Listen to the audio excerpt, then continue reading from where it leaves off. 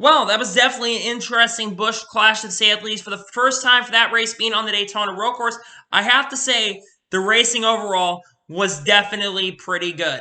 What's going on, guys? It's Daniel, and welcome back to another video. I just got done watching the Busch Clash at Daytona, and just like I said, I thought that this Busch Clash was way better than I thought it originally was going to be. I really thought, to be honest with you, this year's Busch Clash was going to be really boring, but I think we got a pretty good show today, and the racing overall was really good. We're going to go over and talk about the race. Then we're going to go ahead and go over the results and then give you my opinion overall and score of tonight's race. Let's go ahead and just jump straight into it. Before the green flag dropped, Chase Elliott, who was arguably the favorite going into the event, would have to start at the rear for making unapproved adjustments. And before the green flag even happened, Chase Elliott was really having trouble. Apparently had something going on with the car, but they were able to yank that out, and they were able to get the race rolling.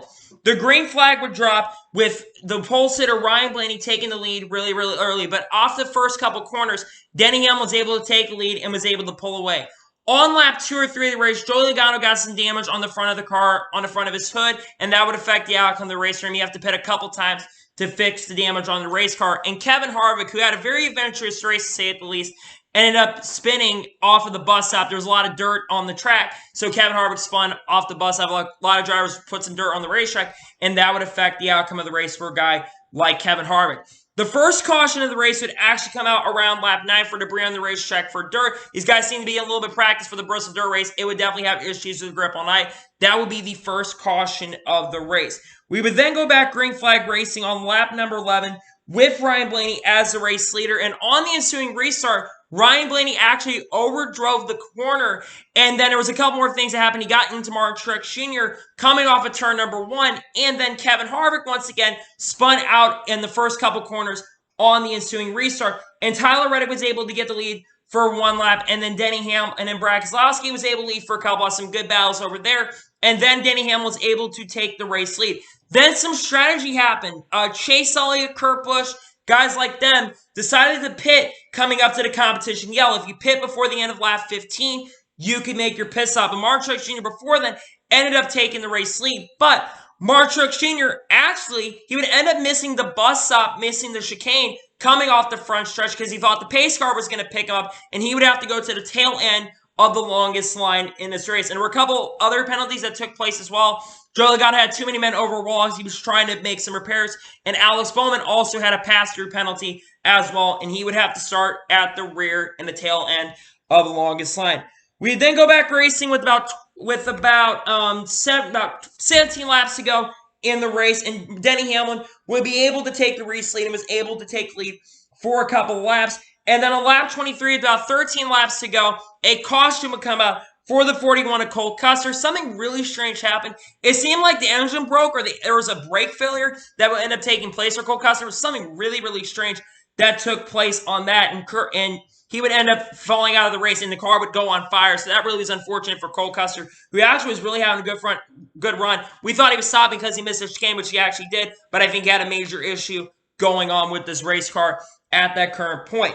We would then go back. We would then go green for a couple more laps, and Martin Truex Jr. would actually get the race lead from a couple guys that decided to stay out to make sure they saved their tires. Truex would get the lead around 5 or 6 laps to go in this race, and then all of a sudden, with 8 laps to go in this race, with drivers like Chase Elliott, who've been struggling most of the night, and Ryan Blaney, Denny Hamlin were charging, Martin Truex Jr. would spin coming off of the bus stop with 8 laps to go and fall out of the race. And Truex, in my opinion, had the fastest car of the night, and unfortunately, his opportunity to win the race at the Busch Clash would come to a short end, which this will be the final caution of the race. And 5 or 6 guys that decided to stay out. Meanwhile, Ryan Blaney and Denny Hamlin and Kyle Busch and William Byron and a couple other guys, they decided to pit, while Chase Elliott, who did not have any fresh tires because he pitted before the competition yellow, he decided to stay out with old tires.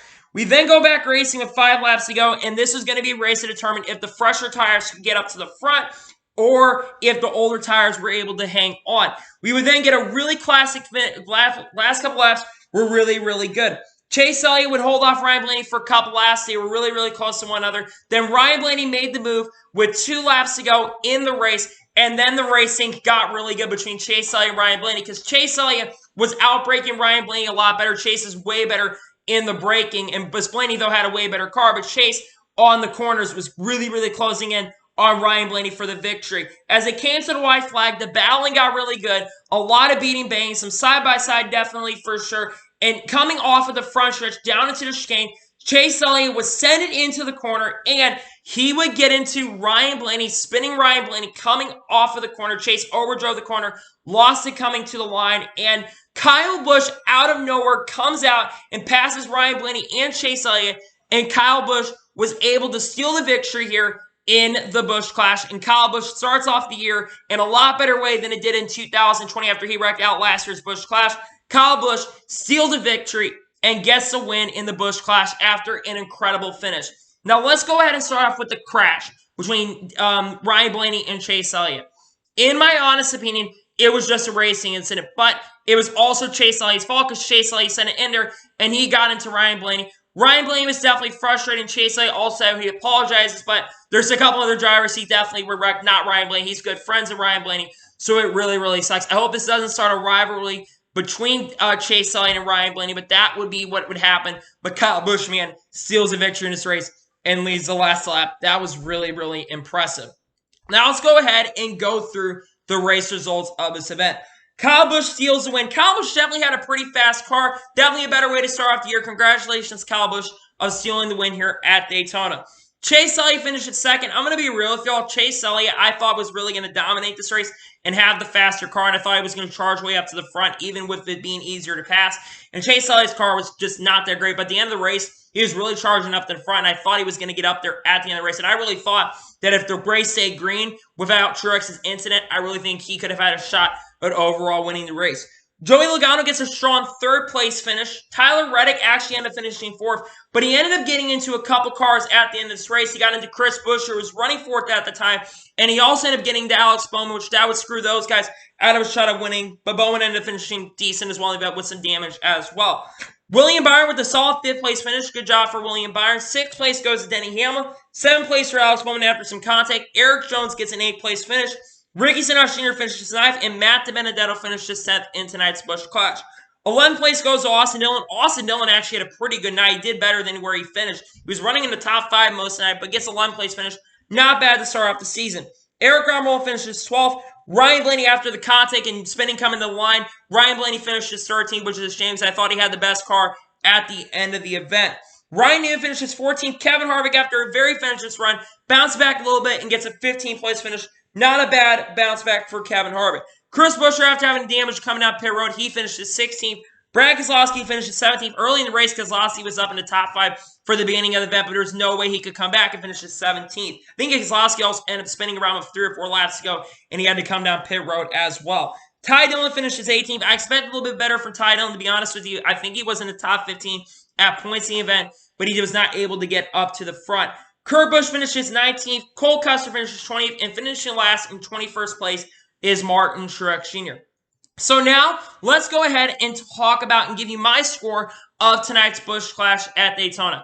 I definitely have to say that this is the best Busch Clash we've seen in the last 4 years. I think the last time we honestly had a pretty decent Busch Clash was around 2015 or 2016. I think NASCAR tried something new this year by moving it over to the road course this year after the last year is being really, really sloppy. And there weren't as many torn-up cars definitely in this event, and I thought we saw a pretty clean race overall till the end, and I thought the race overall was better than the last couple years in the event.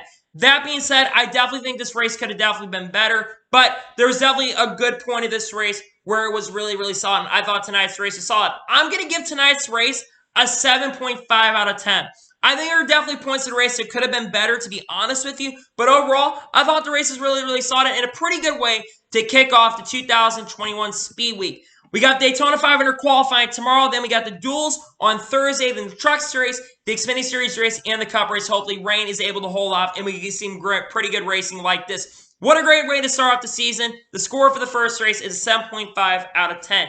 So, anyway, that is going to be for tonight's review of the Busch Clash. I want to thank you guys for watching. Please like and subscribe to the channel, notifications so you'll be notified when a video does go live on my channel. Follow me on Twitter, Facebook, and Instagram. Links in the description below for that. And support me on Patreon as well. Links in the description below for that. If you enjoyed today's video, make sure you like it so YouTube can recommend more of these great videos. If you do that, I greatly appreciate it. Comment below your thoughts on tonight's race. Congratulate Kyle Busch and comment below your thoughts on tonight's race. What did you think of tonight's race? Do you think it was a great race? And what did you think about the incident as well? And what is your opinion on the Ryan Blaney and Chase Elliott incident? Let me know in comments below. Anyway, like I said, I want to thank you guys for watching today's video, and I'll see you guys next time. Take care, everybody.